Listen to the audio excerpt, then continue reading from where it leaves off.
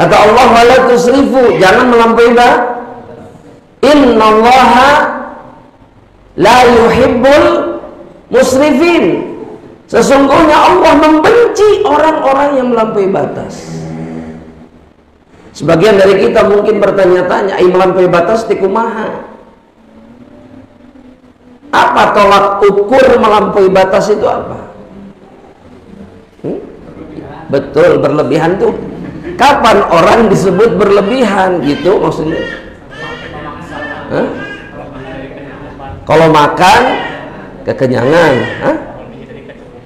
Melebihi dari kecukupan. Nah, ini bisa mencakup semuanya. Melebihi kata cukup. Jauh melebihi kata cukup. Coba saya mau tanya. Hari sehari makan berapa kali yang cukup? Waduh, 3. 5 orang Indonesia pisan gitu. Pakai nasi. Itu teh di luar nyemil itu teh. Iya, 3. Oke, anggap itu yang cukup, 3. Kalau sehari saya mau makan 6, masalahnya di mana? Nggak bisa, saya mah 6 kali sehari, nggak bisa, nggak cukup 3. Apakah perbuatan saya ini dibenarkan di dalam Islam? Jawabannya tidak. Kenapa? Karena ini melebihi kecukupan.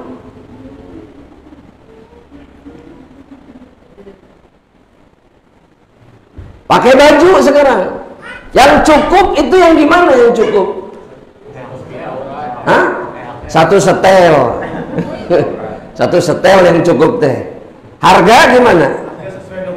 Harga sesuai dompet, sesuai kemampuan. Yang penting menutupi aurat gitu. Mohon saya mah nggak bisa. Kemeja saya minimal mah 2 jutaan, nggak bisa di bawah 2 juta. Wah, nggak bisa. Iya, atur kalau dipakai di bawah 2 juta sok atur, sok alergi. Iya. Apalagi sampai 20 juta sampai 100 juta. Orang mungkin mengatakan hak dia, uang dia mampu, silahkan. Islam mengharamkan perkara ini karena ini sudah melampaui batas. Dan ancamannya tidak main-main dari Allah. Innallaha la yuhibbul musrifin. Sesungguhnya Allah membenci orang-orang yang melampaui batas. Mancing. Jejer yang cukup itu berapa? Jejer namanya betul ya? Berapa harganya? Yang sedang berapa? Oh, tara mancing ketinggalan mah. Kelihatan tara mancing. Anggap 500.000 sudah cukup. Enggak, ini harus 2 juta, harus 5 juta, harus 10 juta. Melampaui batas. Motor yang cukup harga berapa? 100? Berat. 100 juta. Yang bisa dipakai sesuai kebutuhan. Iya, mau beli motor, spionnya seharga motor. Kumaha itu? Ada udah boga duit. Enggak. Islam melarang perbuatan ini. Para ulama mengatakan karena di dalam israf ada kezaliman kepada hamba Allah yang lain. Iya, jelas. Karena di dalam harta seorang hamba itu ada hak orang lain. Ada hak kaum muslimin yang seringkali kemudian hilang karena orang menghabiskannya untuk kebutuhan pribadi yang melampaui batas. Cek, beli motor harga 200 juta sama sedekah 200 juta, lebih baik yang mana? Sedekah 200 juta. Atau beli motor 20 juta, 180 jutanya sedekahkan. Misal, ini mah misal. atau dipakai membantu karib, kerabat, saudara yang sedarah, adik, kakak, paman, bibi, semuanya yang butuh, kasih mereka. Ini yang dicintai sama Allah Subhanahu wa ta'ala. Kita ini sering kali egois dan sombong. Yang penting perut sendiri, yang penting kebahagiaan sendiri. Sedangkan ada orang-orang yang sebenarnya bisa mendapatkan uluran tangan kita jika kita tidak egois dan melampaui batas. Belum lagi jika kemudian seseorang menggunakan hartanya untuk melakukan perkara yang haram berlebihan, tapi untuk perkara-perkara yang haram. Ini yang sedang kita bicarakan ini, israf ini adalah dalam perkara yang mubah. Makan, minum, baju, sedekah juga nggak boleh berlebihan. Cik, kumaha sedekah yang berlebihan? Alhamdulillah kita nggak pernah berlebihan, betul tidak jemaah? Iya, kita mah standarnya jelas. Untuk sedekah mah aman, betul? Aman. Yang nggak aman teh baju, ya pakaian, betul? Makan, minum. Sedekah mah aman, abu-abu lah, bukan sedekah mah abu-abu. Iya, iya. Sedekah yang berlebihan itu gimana? Yang menghabiskan harta seseorang, ini berlebihan. Dan ini hukum asalnya sedekah di dalam Islam. Kenapa tuh Abu Bakar diizinkan? Abu Bakar itu melakukannya karena Allah dan Allah yang membenarkannya. Kalau kita nggak bisa seperti Abu Bakar, bisa nggak? Yuk Pak, sertifikat tanah, surat rumah, ini saya sedekahkan di jalan Allah, bisa nggak? Alhamdulillah, karena memang kita nggak dituntut untuk melakukan itu. Sedekah pun semampunya, jangan melampaui batas. Tapi kalau kemudian seseorang melampaui batas menggunakan hartanya untuk bermaksiat, maka inilah yang disebut, mereka inilah yang disebut dengan saudara-saudaranya syaitan. Ketika Allah Subhanahu wa ta'ala berfirman di dalam surat Al-Isra ayat yang ke-27. Wah, ini sering dengar ayatnya juga. Apa kata Allah Subhanahu wa ta'ala? Innal mubadzirin kanu ikhwanas syayatin. Sesungguhnya orang yang mubadzir itu adalah saudara-saudaranya syaitan. Bedanya mubadzir, tabdzir dengan israf. Kalau israf itu melampaui batas menggunakan harta dalam perkara yang mubah. Tapi kalau mubadzir itu menggunakan harta melampaui batas untuk bermaksiat. Sebutkan atuh contoh mubadzir teh yang kumaha? Jemaah. Hah? Apa? Depote apa? Tengerti saya mah. Hah? Oh, judi online. Ya Allah, betul. Betul pisan itu. Aduh, apal, Masya Allah. Untuk mengingkari Mumtaz, Masya Allah. Ya, mereka adalah saudara-saudaranya syaitan. Terus apa lagi yang mubadzir? Hah?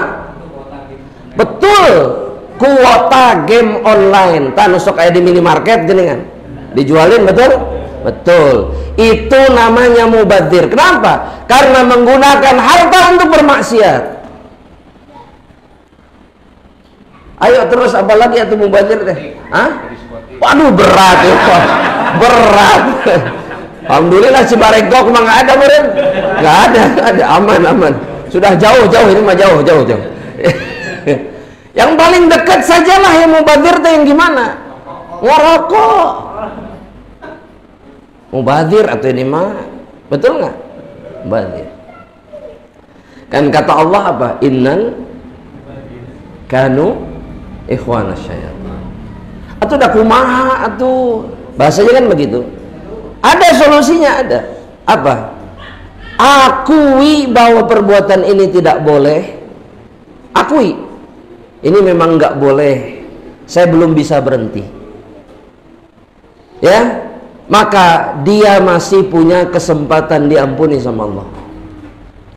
Daripada mengatakan ini mah halal, mending makruh. Halal, halalan thayyiban bahkan. Iya. Buktinya apa? Kalau ngisep ini sakit kepala hilang. Obat ini teh obat. Betul? Hati-hati. Tapi ini membunuhmu. Iya. Ya, tahu-tahu nanti di akhir apa? Stroke, serangan jantung, kanker, dan impoten. Ya masuk ngapalkan bungkus rokok aja. Iya. Ya, maka jangan menjadi saudara-saudaranya syaitan. Nasallallahu alaihi wasallam. Ya, itu adalah hadis yang ke-16. Kita berpindah ke bab berikutnya, bab kedua dari kitab Jami' yang diberikan judul oleh Al-Imam Ibnu Hajar dengan judul Kitabul Birri Wassilah. Kitab yang berbicara, yang mencantumkan hadis-hadis tentang berbakti dan menyambung silaturahmi. Anak mau tanya dulu sebelum kita lanjutkan.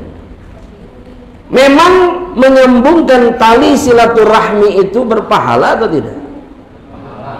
Hah? Berpahala. Berpahala?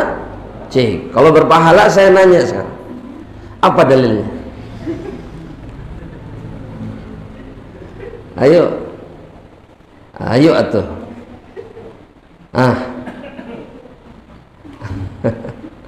Ayo.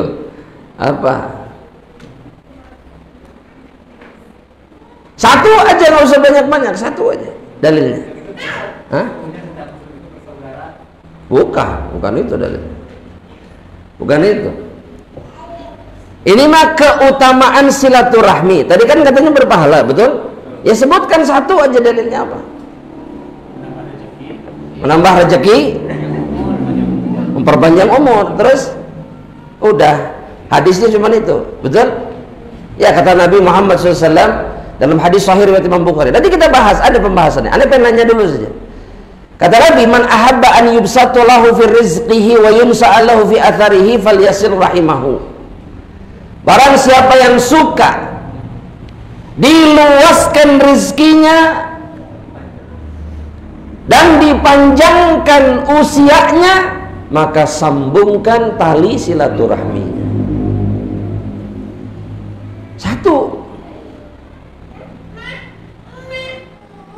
Kalaulah ada orang kemudian yang menyambungkan tali silaturahmi karena hadis ini saja yang dia kejar keutamaannya, cukup.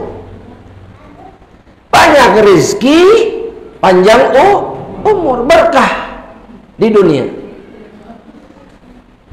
Dan orang-orang muslim tahu hadis ini atau tidak? Tahu hadis ini atau tidak? Tahu. Tapi mereka mengamalkan atau tidak? Tidak.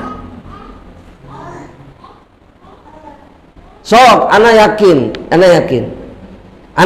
saya yakinnya. Mungkin kebanyakan dari kita ketemu dengan saudara kita terakhir itu Idul Fitri kemarin.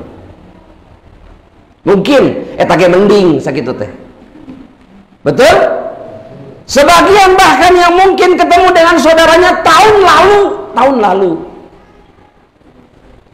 Padahal mereka tinggal di satu kampung yang sama, kecamatan yang sama, kota yang sama.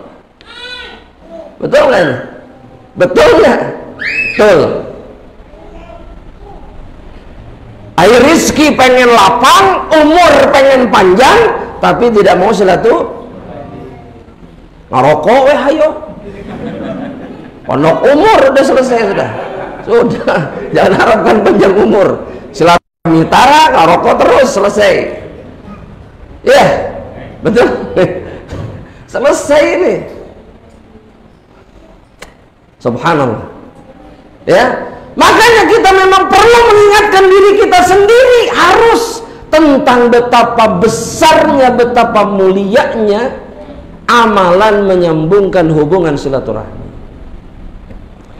Hubungan persaudaraan itu luar biasa. Yang lebih sering kita lakukan adalah menyambungkan hubungan dengan kawan-kawan.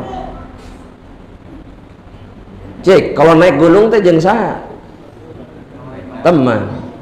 Naik motor ke gunung, naik trail sama siapa? Teman-teman. Betul? Hari ke pengajian teh sama siapa? Teman, bukan sama keluarga. Betul nggak? Betul. Hari-hari Minggu teh yang dikunjungi rumah siapa? Teman, bukan rumah saudara. Betul nggak? Iya. Hari ayah undangan acara keluarga pasti ada alasannya, betul nggak? Tapi kalau diundang sama teman-teman, gas siap, berangkat, gaskeun.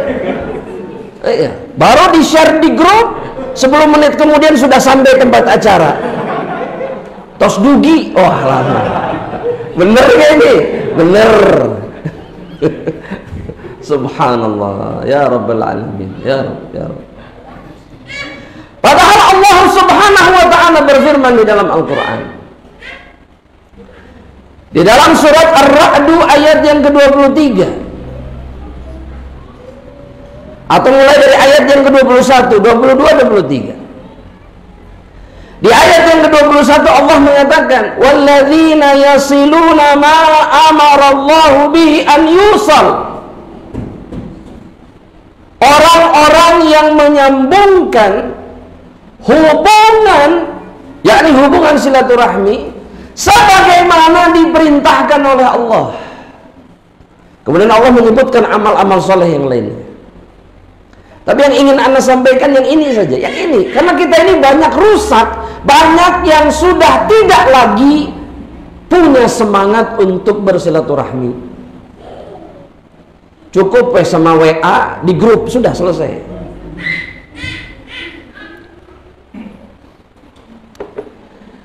Di ayat yang ke-22-nya kata Allah, ulaika lahum uqbaddar.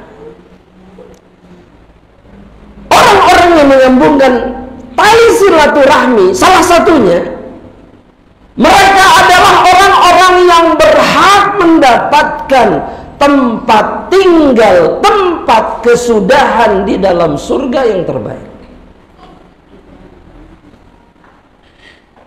Mereka berhak berakhir di dalam surga. Dalam ayat berikutnya Allah mengatakan jannatu adnin yadkhulunaha, mereka berhak masuk ke dalam surga Aden. Karena apa? Karena mereka menyambungkan tali silaturahmi. Percuma pengajian sering tapi nggak pernah silaturahim. Percuma. Apa gunanya? Cek apa gunanya? Di mana gunanya? Nggak ada. Karena kalaulah ilmu yang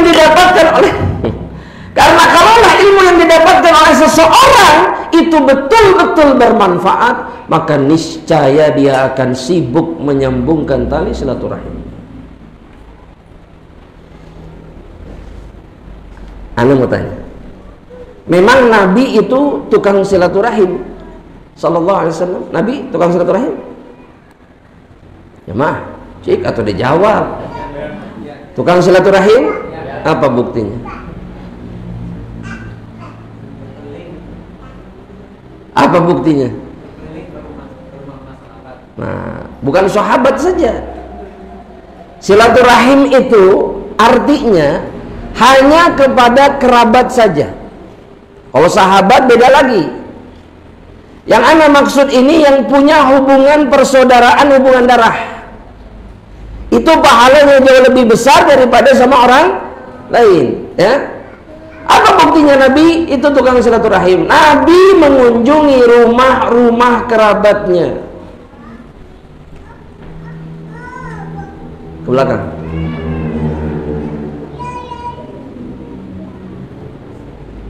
Sampai mana tadi teh? Nabi mengunjungi rumah-rumah kerabat. Anak perempuannya dikunjungi. Anak perempuannya dikunjungi. Rumah bibinya didatangi. Rumah pamannya didatangi. Rumah sepupunya didatangi. Cek siapa di antara kita yang kayak gitu sekarang?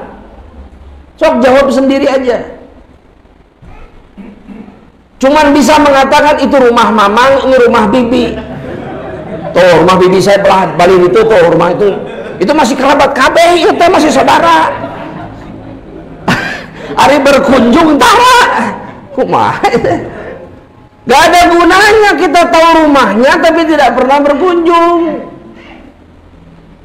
Ada masing-masing punya urusan, terserah masing-masing punya urusan. Urusan kita cuma satu, silaturahim. Dan silaturahim teh nggak usah berjam-jam, enggak. Datang, masuk, nyapa, keluar, silaturahmi. Ari sibuk semuanya mah, bisi ngaganggu. Assalamualaikum, waalaikumsalam, aya naon? Bade silaturahmi. Damang, nyatos atau damang mah. Bulan. Itu silaturahmi. Ya. Loh iya betul. Nah gitu.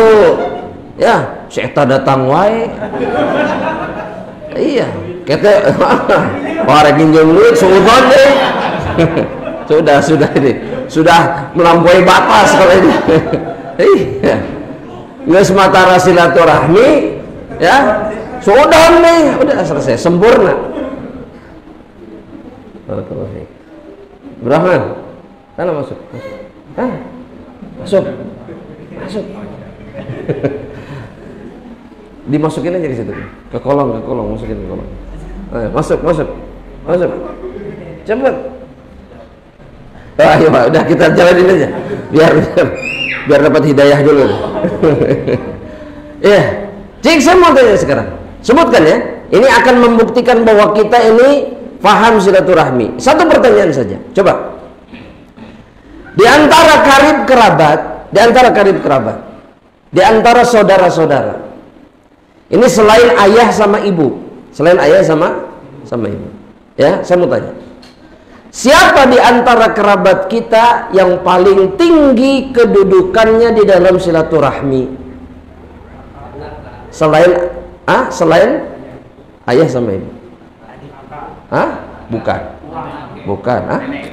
Wa itu siapa wa? Bukan. Bukan nenek, bukan. Kalau saya bilang selain bapak sama ibu, itu termasuk orang-orang di atasnya. Kakek, buyut itu sudah beda, itu paling tinggi. Tapi selain mereka siapa? Saudara perempuannya ibu. Bukan. Saya tengarti lah masalahnya teh. Uwa, mang, bibi itu saya nggak paham gitu. Jadi saya agak susah deh. Itu uwa itu di belah mana gitu. Uwa, kakak dari ibu. Oh sama uwa. Kalau adik? Oh, nah masuk ya. Nah, taib. Kok bisa begitu Ustaz? Karena Nabi Muhammad SAW sendiri yang mengatakan. Dalam hadis sahih riwayat Al-Imam Al-Bukhari, tulis ini supaya kita ingat. Apalagi kalau sudah ibu kita tidak ada. Karena kata Nabi Muhammad SAW, al-khalatu bimanzilatil ummi. Bibi, saudara ibu itu, mau kakaknya, mau adiknya, yang perempuan itu kedudukannya seperti ibu. Nabi nggak bilang saudara perempuannya bapak, enggak, atau kakak laki-lakinya bapak, enggak, tapi saudari dari ibu, bimanzilatil ummi, kedudukannya sama seperti ibu. So, tanya sama diri sendiri, siapa di antara kita yang sering mengunjungi saudari perempuan ibu kita? Ya udah nggak ada, laki-laki semua, ya udah, kalau nggak ada mah beres. Ini mah kalau ada, siapa? Hah? Siapa coba? Padahal kadang-kadang jaraknya cuma 5 langkah dari rumah, betul nggak? Ya udah, sekampung, selembur, saudara semua. Iya. Sana masuk ke dalam, sana. Baik. Sudah ya? Kita masuk ke hadis yang pertama. Hadis yang berapa? Di bab ini berarti yang ke-17. Tapi pertama di dalam bab bir wasilah. Hadis ini sahih diriwayatkan oleh Al-Imam Al-Bukhari dari sahabat Abu Hurairah radhiyallahu taala anhu. Dari sahabat siapa? Abu Hurairah radhiyallahu taala anhu. Qala Rasulullah sallallahu alaihi wasallam, berkata Rasulullah sallallahu alaihi wasallam, man ahabba, ini yang tadi saya sampaikan,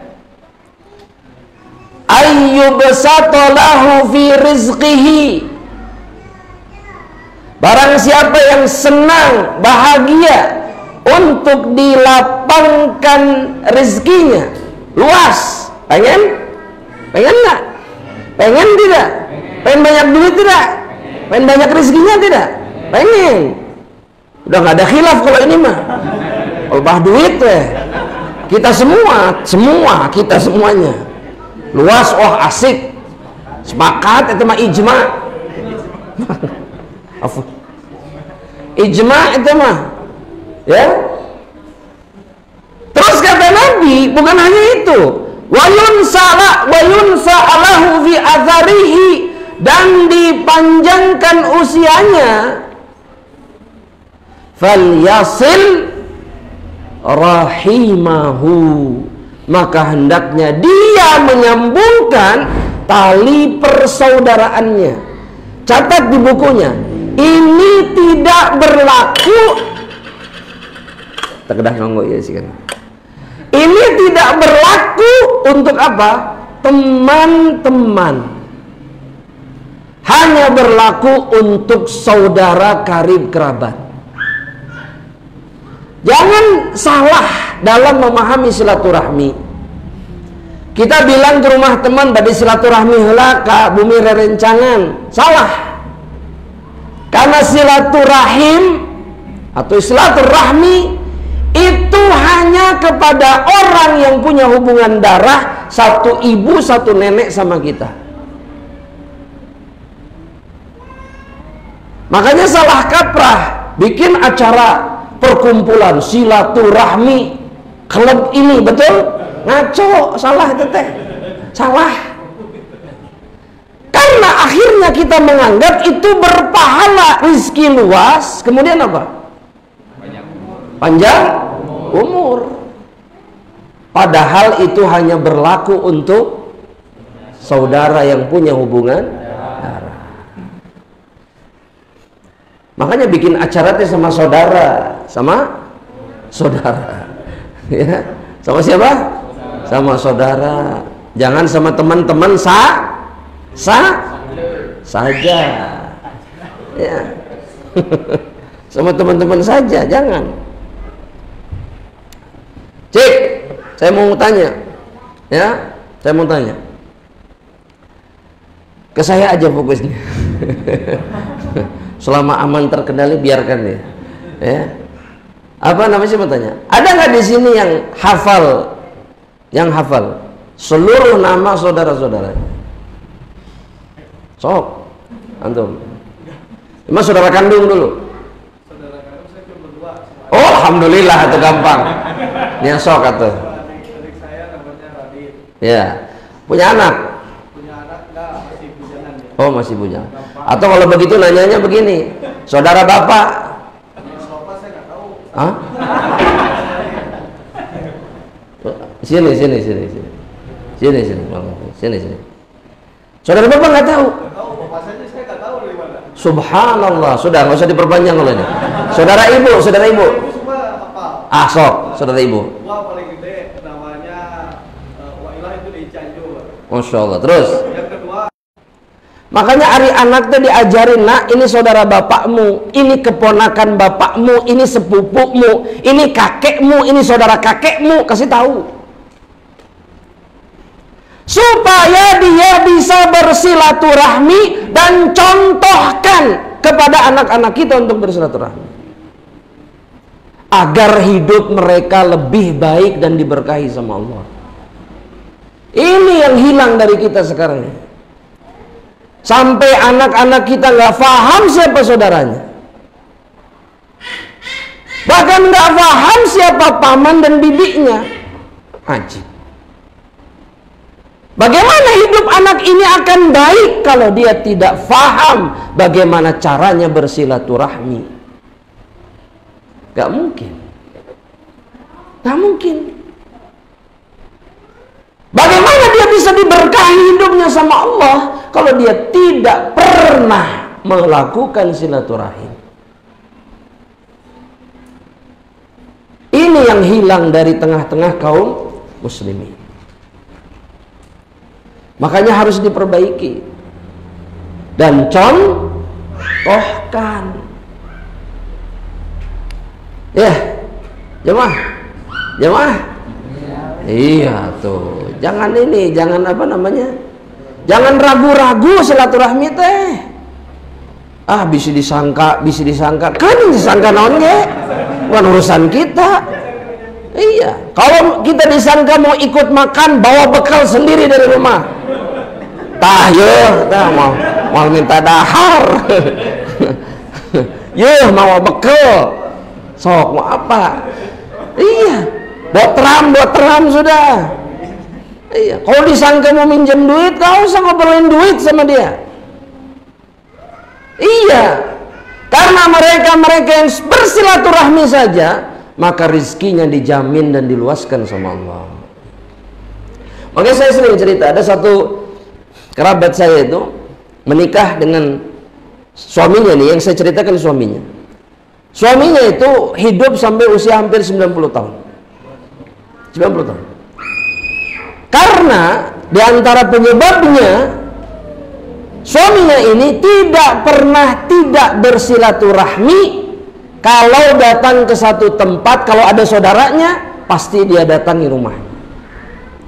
Itu dompetnya tebalnya segini. Sanes duit, sanes.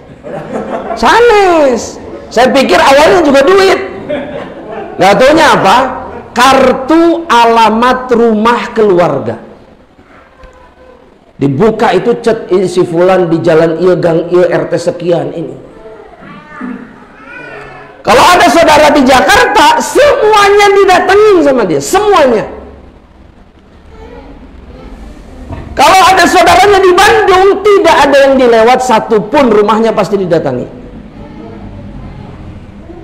Allah panjangkan usia dan berkahi hidupnya. Ada nggak di antara kita yang begitu? So, ini padahal paman, saudara ayah, saudara ibu, ditanya sok alamatnya, aduh kapok karena mah di eta bukan nama patokan teh pom bensin lah bukan nama. Betul nggak? Iya, alamatnya nggak tahu, kesana nyasab. Saking nggak pernah, betul. Atau ada bapak saya nggak pernah silaturahim. Kalau bapak nggak mau, ya anda yang silaturahmi. Ngapain nungguin bapak? Kalau memang bapak tidak mau mencontohkan silaturahim, kita tahu berangkat. Oh, ini rumah mamang, ini rumah uak. Datang ke sana, masuk, salam, tanya kabarnya, keluar, cukup. Maka kita sudah bersilaturahmi. Ayah saya dulu ingin mengunjungi kakaknya Kebetulan ada masalah sama suaminya, ribut sama suami ini. Ribut. Tapi ketika datang dekat sama rumah kakaknya, dia maksa masuk hanya untuk apa? Masuk, cium tangan kakaknya, nanya kabarnya, keluar. Padahal udah diusir-usir sama suaminya itu. Gak peduli dia, masuk. Saya punya kakak perempuan di rumah ini, saya akan cium tangan. Titik. Masuk deh. Demi apa? Demi silatu. Harusnya begitu gitu. Alas. Ya. Dah. Ya, mulai sekarang jangan ragu-ragu untuk silatu. Nah, nih. Fokus kajian memang, fokus kajian.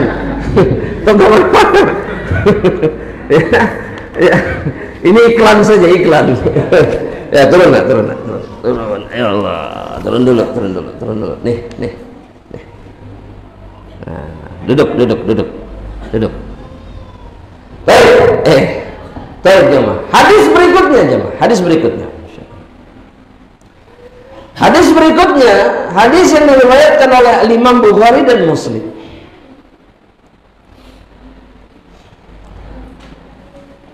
Berarti hadis ini sahih, bilang sahih. Dari sahabat Jubair ibnu Mut'im namanya, radhiyallahu taala anhu. Qala Rasulullah sallallahu alaihi wasallam. Berkata Rasulullah sallallahu alaihi wasallam. Dalam hadis ini Rasul menyampaikan ancaman yang sangat berat bagi orang-orang yang kemudian memutuskan tali silaturahminya. Kata Rasulullah, la yadkhulul jannah, kata Nabi, tidak akan masuk surga. Apa ancamannya? Tidak akan masuk surga. Qati'un, orang yang memutuskan tali silaturahim. Mungkin sebagian dari kita mengatakan, oh, meren yang musuhan, tersudi ketemu lagi, udah nggak pengen ketemu. Enggak hanya ini. Ini yang paling buruk. Tapi dengan tidak menziarahi, dengan tidak bertegur sapa, meskipun tidak musuhan, ini sudah termasuk memutus tali silaturahim. Di WA tengah jawab, sibuk, bukan musuhan. Ya, tapi kalau nggak jawab nanti singkat. Gimana kabarnya? Oke. Ya, sehat tuh, jempol. Betul, emoticon jempol. Ya, gimana anak-anak? Terus emotikonnya keluarga, terus jempol. Apa susahnya jawab? Kalau ditelepon nggak bisa. Gak musuhan kalau ketemu biasa. Ini termasuk memutuskan tali silaturahim. Nah, ini yang kita lakukan atau tidak? Atau cukup hanya dengan berbicara di grup tanpa pernah berjumpa? Makanya saya bilang, coba tanya sama diri kita sendiri, kapan terakhir kita ketemu saudara-saudara kita? Itu juga mungkin kan? Ada sebagian orang itu bahkan nggak pernah ketemu, sudah 3 tahun, sudah 4 tahun, meskipun lebaran. Ay, saudara kandung mah mungkin wajar. Coba sepupu. Kalau sama sepupu silaturahim bukan? Kapan terakhir sama sepupu ketemu? Ayo. Arisa. Ya. Ada ipar saya itu, sepupunya saja, sepupunya nih, baru sepupunya. Sepupu ini asli sepupu. Jadi ayah mereka bersaudara, ada 200.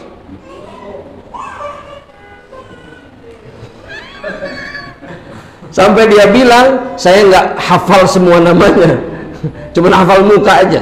Saking banyaknya, 200. Kenapa? Karena ayahnya kakak beradik 25 orang. Ayo sok kumaha. Itu silaturahminya gimana? Kita yang jumlah keluarganya cuma sedikit, nggak bisa silaturahim.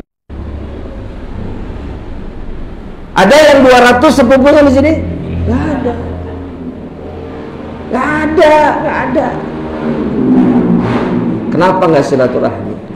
Karena kita tidak sadar dengan ancaman yang diberikan di dalam syariat kepada mereka yang tidak menyambungkan tali silaturahmi. Allah Subhanahu wa ta'ala berfirman di dalam surat Muhammad ayat yang ke-22 dan ayat yang ke-23. Ayat ke berapa? Dan ayat yang ke-23.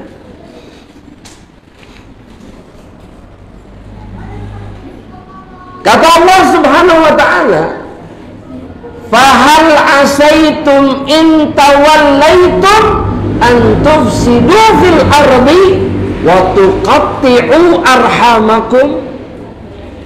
Perhatikan kalimat Allah Subhanahu wa ta'ala. Kata Allah, apakah kiranya jika kamu berkuasa, kamu akan membuat kerusakan di muka bumi dan memutuskan hubungan silaturahim?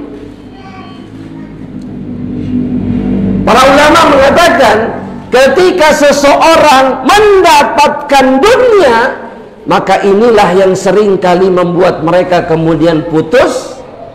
Betul Pak? Yang satu kaya, yang satu jadi pejabat, yang satu jadi ini. Dan inilah yang membuat mereka kemudian putus silaturahmi. Dan Allah sudah mengisyaratkannya di dalam Al-Quran. Emangnya kalau kamu menguasai dunia ini, berkuasa, yakin kamu gak akan berbuat kerusakan? Yakin kamu tidak akan memutuskan tali silaturahmi?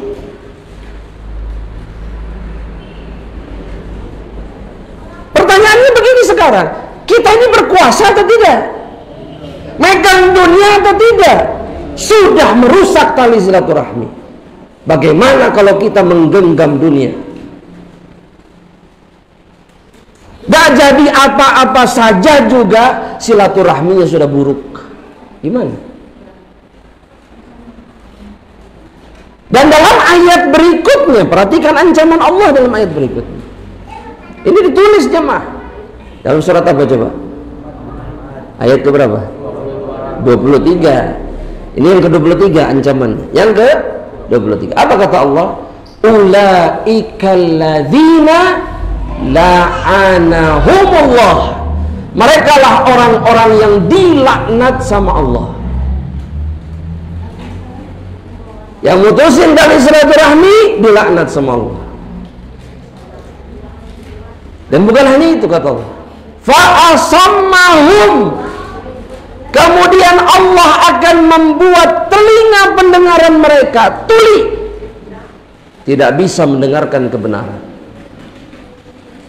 Wa a'ma absarahum, dan Allah akan butakan penglihatan mereka sehingga mereka tidak bisa melihat kebaikan dan kebenaran. Itulah yang Allah akan timpakan kepada mereka-mereka yang memutuskan tali silaturahmi. Makanya celaka ketika seseorang memutuskan tali kekerabatan.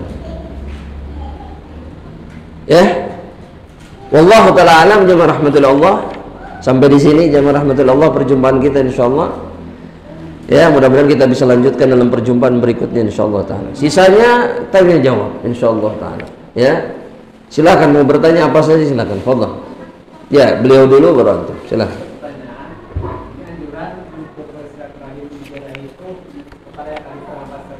Ya.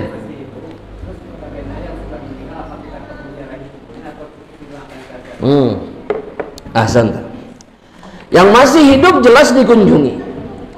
Dan yang sudah meninggal gimana? Apakah kalau sudah meninggal silaturahmi ke kuburannya? Bukan.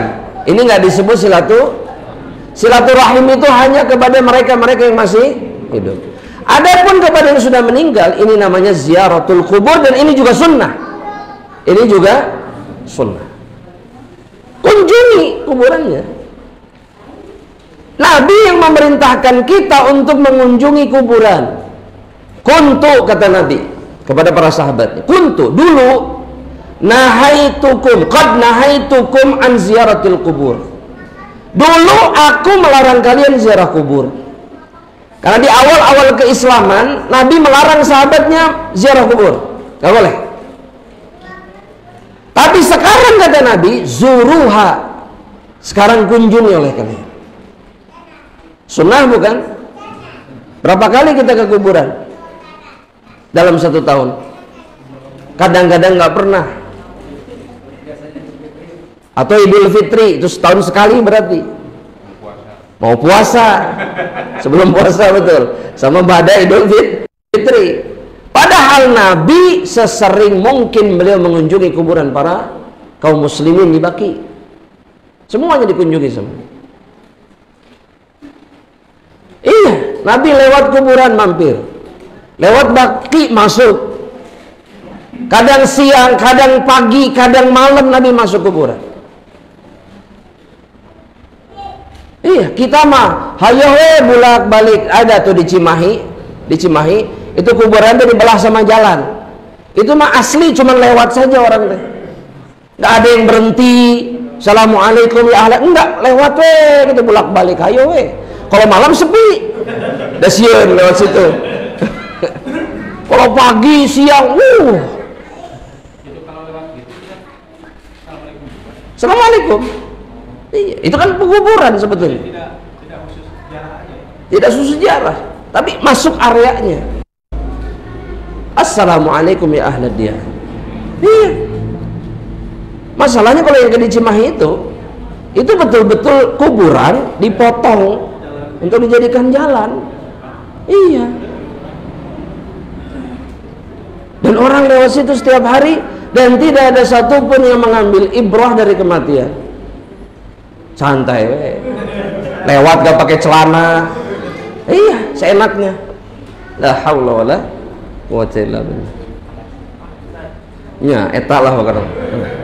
Itu ada beliau dulu baru antum nanti. Insyaallah enggak apa-apa. Beliau dulu baru antum. Tafadhol. Assalamualaikum warahmatullahi wabarakatuh. Waalaikumsalam warahmatullahi wabarakatuh. Semoga Ustaz dan keluarga selalu dijaga oleh Allah. Amin ya rabb, amin wa iyyakum insyaallah. Jadi bertanya Ustaz, lebih afdal mana ketika kita hendak bersilaturahmi dengan ibu mertua atau dengan adik-adik dari ibu?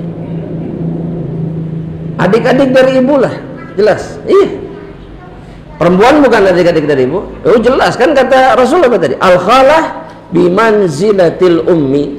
Bibi, saudari perempuan ibu itu seperti ibu hukumnya. Kedudukannya sama seperti ibu. Adapun ibu mertua itu punya hubungan sama kita karena anak perempuannya kita nikahi. Itu kan yang membuat kita punya hubungan.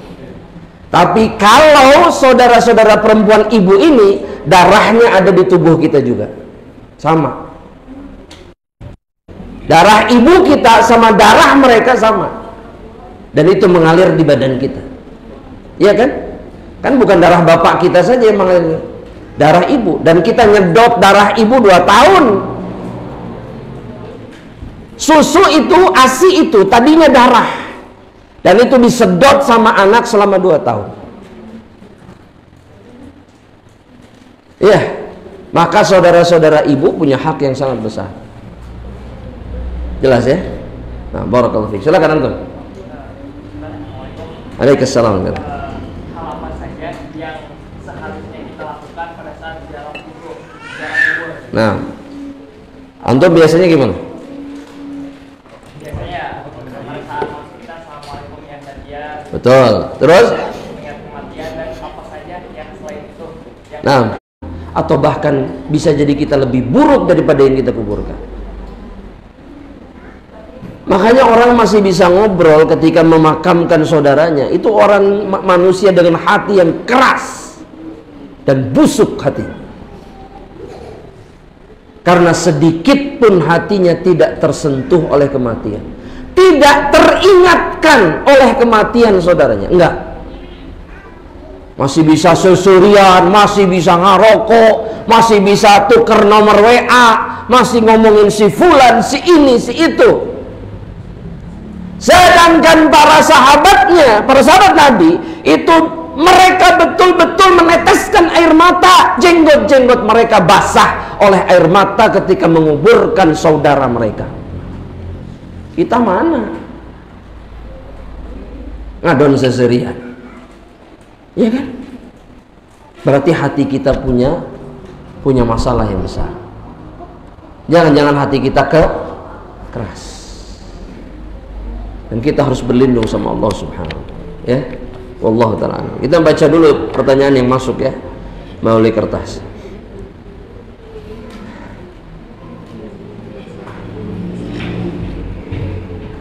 Ahabbaka alladhi ahbabtani lahu. Ini kayaknya dari pemuda nih, dari seorang pemuda nih. Sungguh kami membutuhkan nasihat sebagai pemuda, ya Ustaz. Masya Allah. Tolong berikan kami nasihat agar kami istiqomah dan bertakwa. Masya Allah, Masya Allah, Masya Allah. Nabi Muhammad Sallallahu Alaihi Wasallam, ya, itu betul-betul sekali lagi betul-betul memperdulikan para pemuda. Karena masa depan Islam dan kaum muslimin itu ada di tangan para pemuda. Kalau kita nggak pernah memperdulikan para pemuda, lantas agama ini akan jadi apa? Kita biarkan mereka main game sesukanya, kita biarkan mereka nongkrong di mana-mana, kita biarkan mereka memotoran kemana wae, kita biarkan mereka pacaran sesukanya. Agama kita mau jadi apa? Islam ini akan jadi apa? Kaum muslimin seperti apa yang akan datang nanti di masa yang akan datang? Apa? Seperti apa keadaan mereka? Kalau kita tidak pernah peduli sama para pemuda ini, semestinya kita ini yang dewasa, yang tua, betul-betul menyayangi, betul-betul mendampingi dan melindungi para pemuda dari seluruh perkara yang buruk. Kita lebih tahu hidup dibandingkan mereka. Kita tahu bahayanya pergaulan, kita lebih tahu. Ketika kita tahu, maka sampaikan sama mereka. Jaga mereka dari seluruh kerusakan. Adapun bagi para pemuda, ingat satu hal. Ketika engkau tumbuh sebagai seorang pemuda yang bertakwa kepada Allah, maka engkau akan jadi manusia mulia di kemudian hari. Jangan pernah malu ketika engkau rajin ke masjid dan kemudian teman-temanmu mencibirmu. Jangan pernah mundur gara-gara ini, terus ke masjid. Jangan pernah membuka pintu kesempatan untuk apa? Untuk bermain-main. Jangan. Karena permainan ini akan melupakan dirimu dari mengingat Allah. Dan bertemanlah dengan orang-orang yang baik, dengan orang-orang yang soleh. Gak usah coba-coba berteman dengan si fulan, tukang itu, nggak usah. Biarkan mereka dengan kemaksiatan mereka. Dan teruslah berdoa sama Allah Subhanahu wa ta'ala, karena Allah yang bisa nolong kita. Apalagi di zaman fitnah seperti ini. Ini zaman fitnah bukan? Iya. Ya, ini zaman fitnah. Ini bapak-bapak mungkin sebagian nggak paham. Ini anak-anak muda kita ini, pergaulan mereka itu sebebas apa? Mungkin nggak paham. Iya, nggak paham. Jangan pernah membayangkan pergaulan anak-anak remaja zaman sekarang itu kayak kita zaman dulu. Enggak, bumi sama langit beda jauh. Anak-anak sekarang itu sudah tidak punya batas. Zina sesukanya, mabok sesukanya, melakukan kemaksiatan apa saja sesukanya, dan mereka tidak peduli siapapun. Mungkin pulang ke rumah baik-baik, padahal mereka tukang bermaksiat di mana-mana. Hati-hati. Ini kenyataan, Pak. Mau laki-laki ataupun perempuan sama. Makanya kita harus menjaga mereka. Ini tugas kita. Mereka berat ini, mereka berat. Hidup mereka itu sangat berat. Mereka butuh pertolongan orang-orang yang lebih dewasa. Jangan dibiarkan begitu saja. Ya, dan tetaplah berkumpul di tempat yang mulia, di rumah Allah Subhanahu wa taala. Wallahu taala alam. Mudah-mudahan itu cukup menjadi nasihat. Ada pertanyaan lagi tidak? Wallah. Apa perbedaan silaturahmi dan silaturahim? Apa bedanya silaturahmi dengan silaturahim? Ya, yang benar itu yang mana? Silaturahim. Ya, tapi maksudnya sama. Itu menyambungkan tali persaudaraan yang penyebabnya adalah rahim yang sama, ibunya sama, neneknya sama. Karena kalau bapak bisa beda, tapi ibu tidak mungkin beda. Paham maksudnya? Paham gak? Bapak bisa beda, satu perempuan suaminya mungkin ini cerai, meninggal, nikah lagi, betul tidak? Tapi kalau ibu pasti sama. Ibu pasti sama. Makanya kalau di bank ditanya nama bapak, nama ibu. Karena ibu nggak mungkin beda. Ibu nggak mungkin beda. Makanya yang digunakan oleh Allah apa? Rahim. Dan kata rahim ini diambil dari kata rahmah, kasih sayang.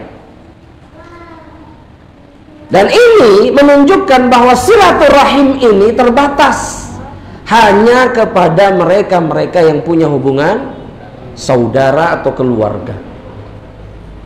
Rahimnya satu, dari ibu yang sama keluarnya.